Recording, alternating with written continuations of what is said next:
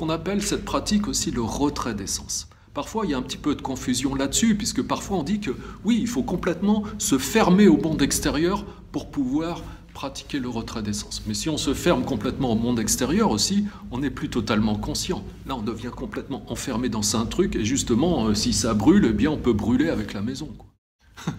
Donc, voilà, on peut être conscient, mais pas perturbé, hein, et toujours présent là où on a décidé de l'être.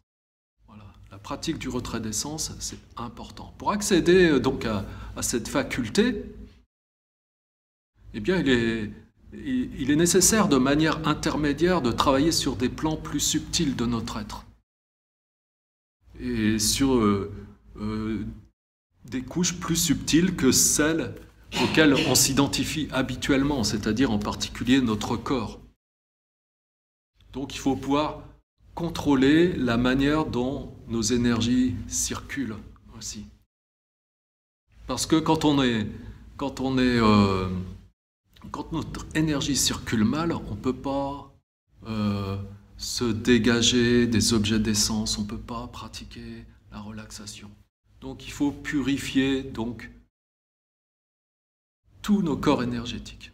Pour ça, donc, on pratique ce qu'on appelle le pranayama, le contrôle de l'énergie vitale, par le biais souvent d'exercices respiratoires. Mais il n'y a pas que ça. Le pranayama, ça n'est pas que ça. C'est beaucoup d'autres choses encore. Parce que tout est... Prana, c'est énergie. Hein. Yama, c'est contrôle. Donc contrôle de l'énergie. Contrôle de l'énergie vitale. Et l'énergie, elle est partout. Et bien sûr, la respiration, elle fait le lien entre le corps et la main. Donc c'est en ce sens qu'on utilise beaucoup la respiration. Mais on peut travailler sur le prana beaucoup avec la respiration, mais on peut travailler sur le prana avec encore d'autres choses, en particulier avec nos sens. Avec notre sens visuel, notre sens olfactif, notre sens auditif. Ainsi, on peut se nourrir, par exemple, de ce que l'on voit. On peut se nourrir de ce que l'on respire. On peut se nourrir de ce que l'on entend. C'est-à-dire, si vous avez faim et que vous êtes un yogi entraîné, peut-être ça va vous nourrir.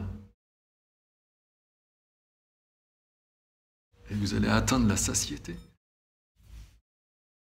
Ça, c'est le prana. Quand on est capable de prendre le prana, quand on contrôle l'énergie. On peut prendre l'énergie et se nourrir.